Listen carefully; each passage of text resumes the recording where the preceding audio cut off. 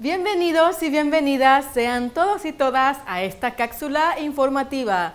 Hoy aprenderemos un poco sobre el feminismo, sus raíces históricas y filosóficas.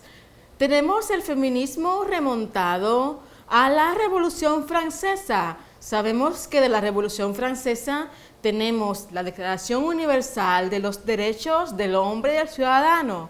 Sin embargo, Olimpia de Gouges escribió la Declaración Universal de los Derechos de la Mujer y de la Ciudadana.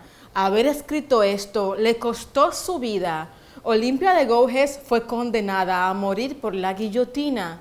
Luego tenemos a principios del siglo XX, es decir, a comienzos del 1900, el feminismo sufragista, es decir, el feminismo que luchaba porque las mujeres tuviesen el derecho al voto. Un ejemplo muy particular lo constituye el ejemplo canadiense. La Constitución canadiense garantizaba que todas las personas tuviesen derecho al voto. Sin embargo, las mujeres no tenían derecho al voto. Las sufragistas canadienses, es decir, las mujeres que luchaban por el derecho al voto, le preguntaron al Parlamento canadiense si las mujeres eran personas. Es decir, si la Constitución canadiense garantiza que todas las personas tienen derecho al voto, pero las mujeres no tienen derecho al voto, entonces las mujeres no son personas. También tenemos este movimiento sufragista en Estados Unidos, lo tenemos en Gran Bretaña, donde las mujeres sufragistas fueron víctimas de tortura. Tenemos testimonios muy severos de que estas mujeres llegaron a ser encarceladas y en las cárceles hicieron huelga de hambre para que no muriesen y no fuesen tratadas como mártires del movimiento sufragista. Se les encadenaba a sillas y mediante catéteres se les introducía por la fuerza alimentos. Esta era una acción extremadamente dolorosa, esta era una forma de tortura.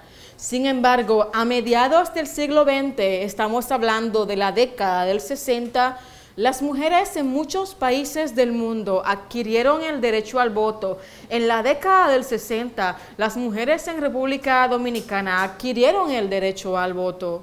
La primera nación que dio derecho al voto y derecho al aborto a conciencia fue la Unión Soviética. Luego tenemos que del feminismo sufragista parte el feminismo existencialista. El existencialismo fue un movimiento filosófico posguerra, es decir, este movimiento filosófico surgió luego de la Segunda Guerra Mundial, la cual dejó estragos en numerosas naciones de Europa y las personas sentían que la existencia pues no tenía razón de ser. El principal exponente del existencialismo fue el filósofo francés Jean-Paul Sartre. Su esposa, Simone de Beauvoir, fue la principal exponente del existencialismo feminista. Beauvoir nos plantea una afirmación: no se nace mujer, nos hace mujeres. La sociedad nos dice cómo debemos ser, cómo debemos actuar, cómo debemos comportarnos para ser mujeres. No nacemos mujeres, la sociedad nos hace mujeres. Simone de Beauvoir nos plantea que el género es un constructo social. Ser hembra o varón no es algo con lo que nacemos, es algo que la sociedad nos inculca. Luego viene en la década de los 70 el feminismo negro, porque el feminismo sufragista era eminentemente blanco, buscaba el derecho al voto de la mujer blanca. Inclusive tenemos la metáfora de una mujer blanca que se para frente al espejo, se le pregunta qué ella ve y ella dice: veo una mujer. Una mujer negra se para frente al espejo, se le pregunta qué ella ve y ella dice: veo una mujer negra. Aquí nos damos cuenta que para la mujer blanca la raza no existe, mientras que para la mujer negra sí. La mujer blanca ve una mujer, mientras que la mujer negra ve una mujer negra. El derecho al voto estaba contemplado para la mujer blanca, no para la mujer negra. Así que el feminismo negro se nos plantea con una pregunta. Recordemos que el feminismo existencialista se nos plantea con una afirmación. No se nace mujer, la sociedad nos hace mujeres. El feminismo negro se plantea con una pregunta. ¿Acaso no soy yo una mujer? Es decir, si buscamos el derecho al voto para las mujeres, ¿acaso las mujeres negras no somos también mujeres? Entonces, desde esta perspectiva en la cual la discriminación tiene estratos donde se discrimina a la mujer, pero tenemos una discriminación sobre la mujer negra. Ahora viene una discriminación sobre la mujer negra lesbiana. Y es aquí donde en la década de los 90 nace el feminismo queer, el feminismo que toma en cuenta la discriminación contra la mujer por ser mujer, la discriminación contra la mujer negra por ser mujer negra y la discriminación contra la mujer negra lesbiana por ser mujer negra lesbiana. El feminismo queer es lo que denominaríamos en términos históricos y filosóficos la última ola del feminismo, porque toma en cuenta el último estrato de discriminación, que es la discriminación por orientación sexual.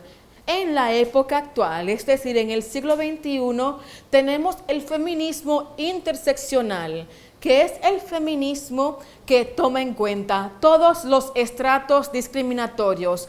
Discriminación por sexo, por raza, por orientación sexual e incluso discriminación por tener una discapacidad, discriminación por estar viviendo con VIH, discriminación por condición socioeconómica, discriminación por condición migratoria. La interseccionalidad nos enseña que las condiciones discriminatorias son sumatorias. No es lo mismo ser mujer a ser mujer pobre, a ser mujer pobre y negra, a ser mujer pobre, negra y lesbiana, a ser mujer pobre, negra y lesbiana con discapacidad o viviendo con VIH.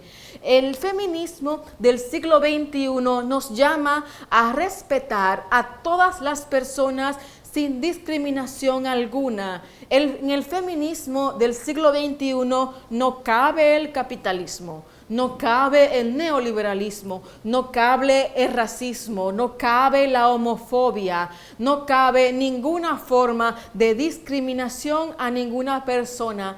Recordemos que el artículo 1 de la Declaración Universal de los Derechos Humanos nos dice, a modo casi poético, que todas las personas nacemos libres e iguales en dignidad y derechos, y como estamos dotadas de razón y de conciencia, debemos comportarnos fraternalmente las unas con las otras.